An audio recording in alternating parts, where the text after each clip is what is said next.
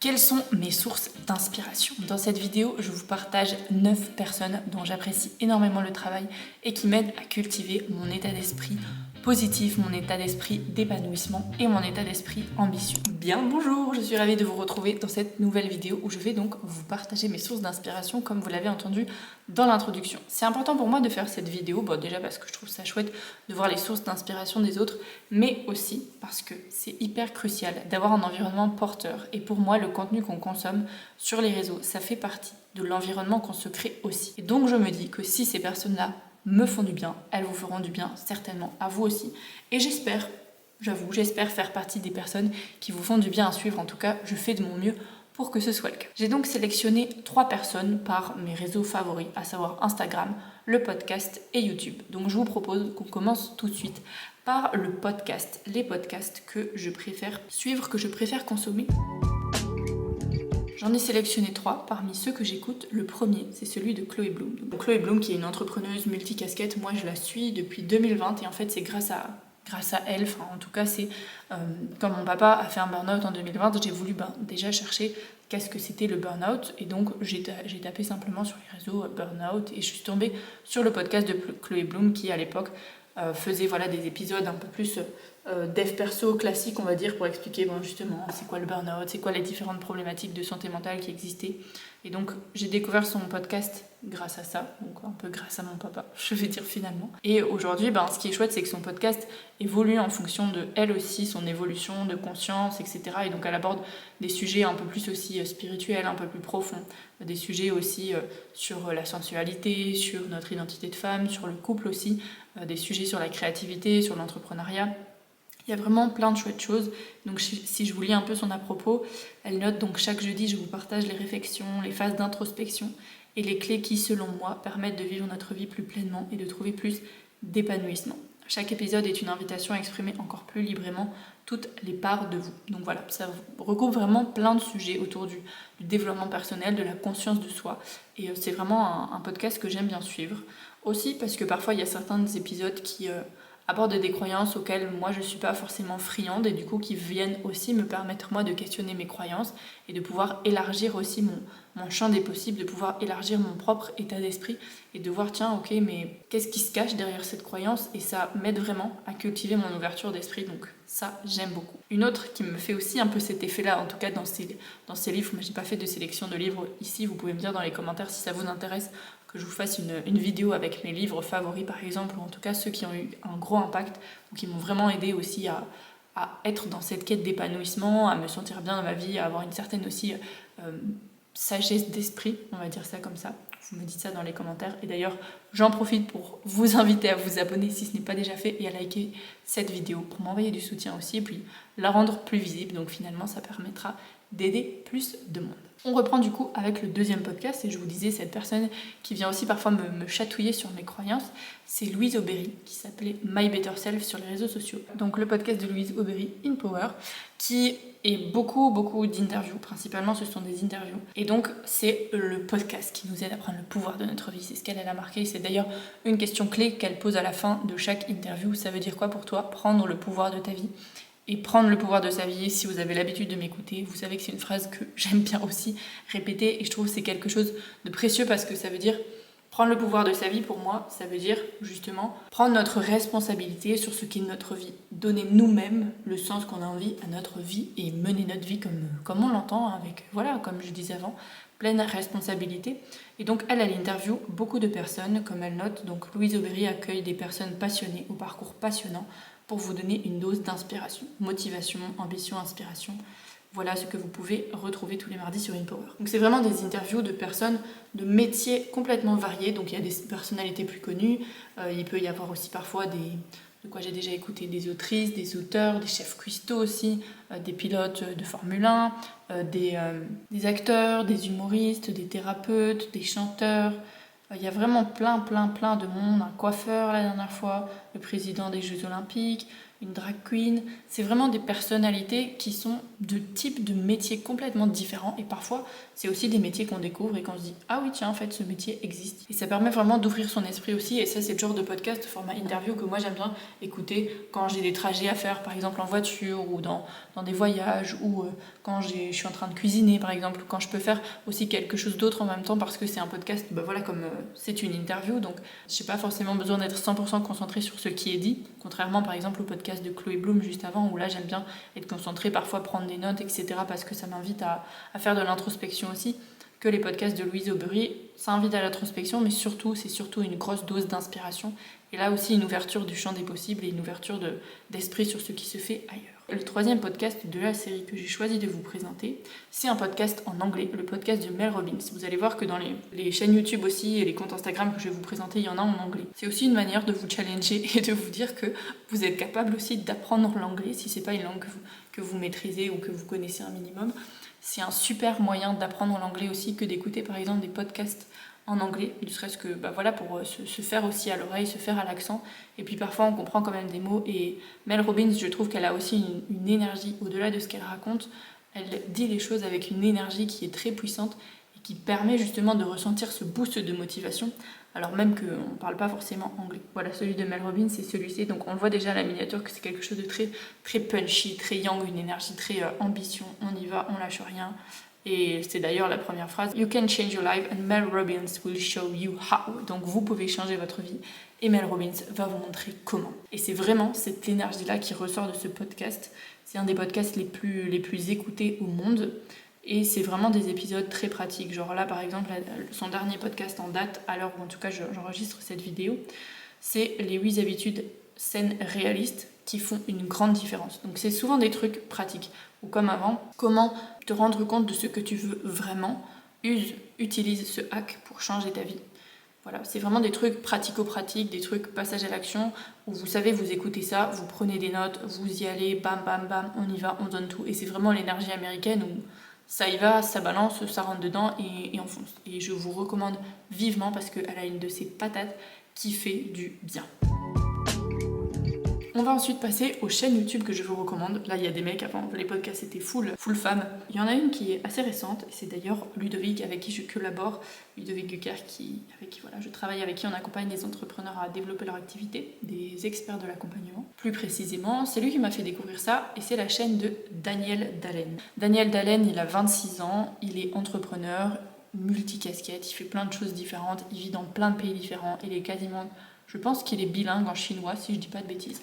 Ses vidéos sont en anglais, qui partagent énormément de vlogs, énormément de POV, vous êtes dans ma vie et je vous embarque avec moi. Donc déjà, c'est un type de contenu qui m'inspire beaucoup, que moi aussi j'ai envie de réaliser de plus en plus, parce que je trouve que c'est un format hyper spontané qui permet vraiment de découvrir la personne pour ce qu'elle est, pour qui elle est aussi. Et c'est ça aussi qui est inspirant, parce que ça permet de mieux comprendre, je trouve, comment elle fonctionne et comment elle agit. Donc il y a un lifestyle qui est très cool et il y a aussi du coup un mindset d'entrepreneur qui est très cool aussi, où c'est de l'ambition à fond, c'est du dépassement de soi à fond, c'est un suivi de routine et c'est on y va. Et là aussi une énergie plus différente que nos énergies belges et françaises où on ne doit pas jouer trop grand, on doit rentrer dans les cases, etc. La chaîne suivante que j'aime beaucoup suivre, c'est Andy Ella. Andy Ella qui est influenceuse. J'aime beaucoup aussi le travail de Andy Ella pour tout l'aspect lifestyle aussi, où elle fait pas mal de voyages, elle vit aussi une partie de l'année à chaque fois sur Tokyo, en tout cas du côté du Japon, du côté de l'Asie et tout ça. Elle est aussi une chouette entrepreneuse vraiment à suivre, elle a lancé sa marque de matcha qui est Milia Matcha, et vraiment je trouve qu'elle a une belle manière aussi de raconter, de montrer les coulisses, d'avoir du storytelling, de se montrer aussi authentique, vulnérable, et c'est quelqu'un vraiment je trouve de très spontané, donc là aussi ça m'inspire pour les mêmes raisons que Daniel Dalen dont je vous parlais avant.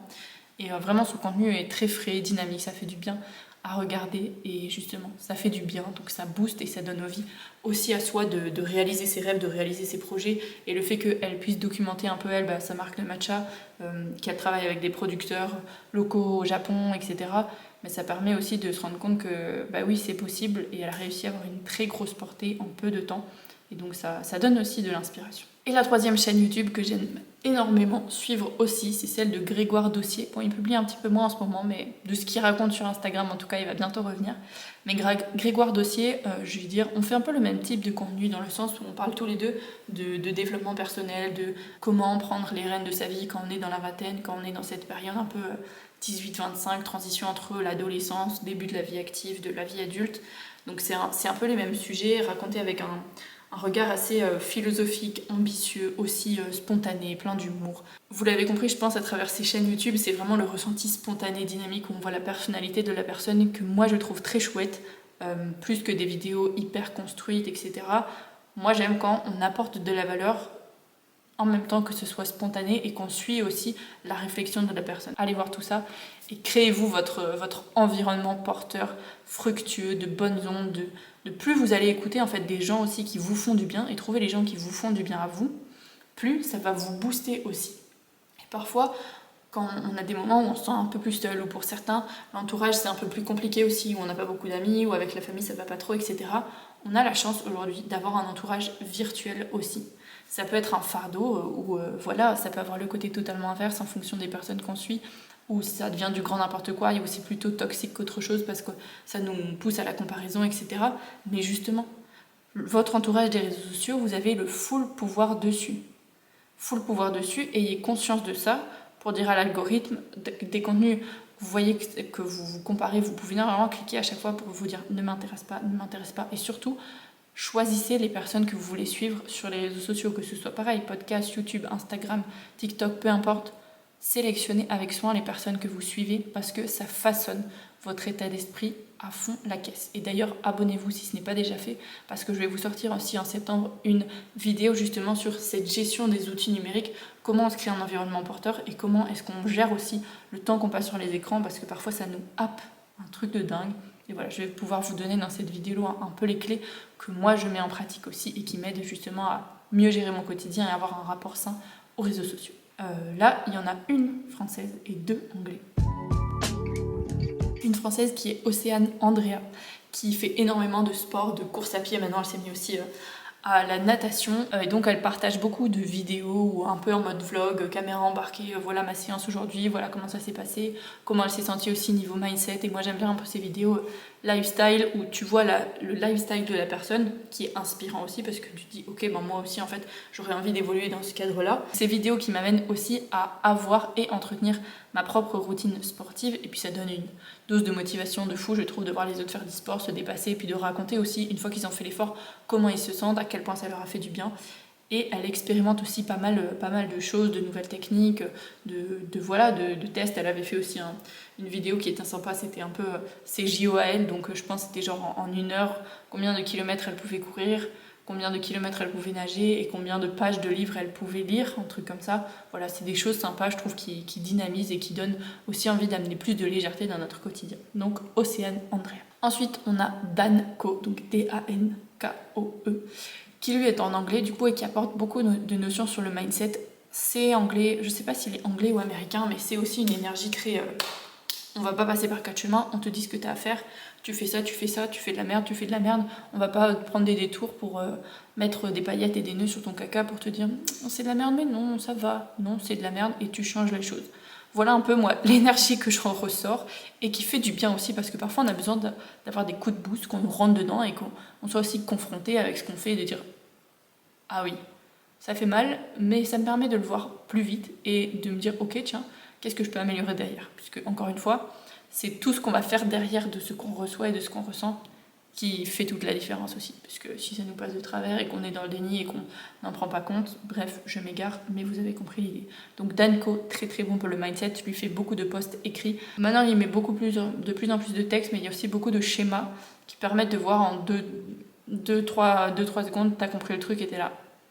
Ok, et c'est un peu les trucs qui te brain fuck et ça fait du bien. Et la dernière personne que je vous recommande et que moi j'aime beaucoup suivre aussi, c'est Spencer Barbosa qui partage énormément toute la vibe, on va dire body positive, en tout cas beaucoup de notions autour du self-love, de l'amour de soi, de s'accepter soi comme on est, de notre rapport au corps aussi.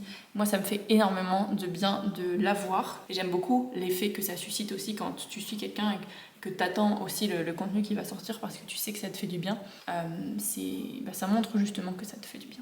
Et donc Spencer Barbosa qui partage, comme je disais, pas mal de notions autour du rapport à soi, du self-love, et avec une vision très, aussi motivante, mais aussi très douce, et qui ose aussi dire les choses quand ça va pas, et qui ose aussi parfois nous faire prendre conscience que ce qu'on se raconte à nous-mêmes, à propos de nous-mêmes, c'est totalement insensé, et ça fait du bien. Et je sais pas vous, notamment les filles, je pense que c'est plus les filles, mais s'il y a des garçons qui regardent, vous me direz si vous avez un peu le même effet.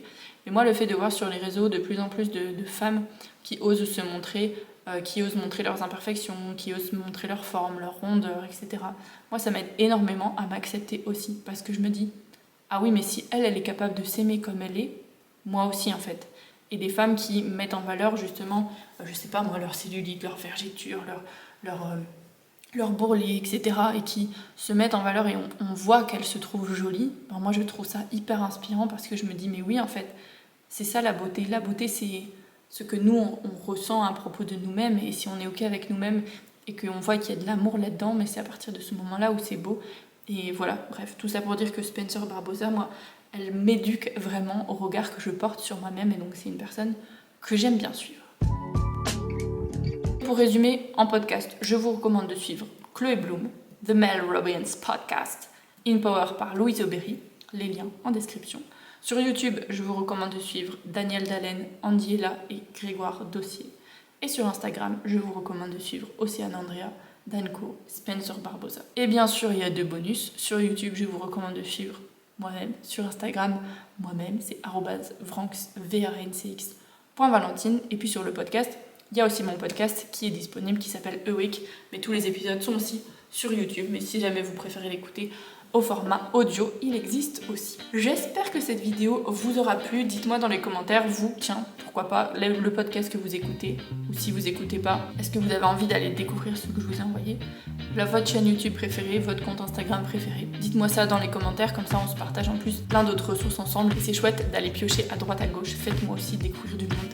J'ai hâte, et j'ai surtout hâte aussi de vous retrouver très bientôt pour une prochaine vidéo. Prenez bien soin de vous. À bientôt. Ciao.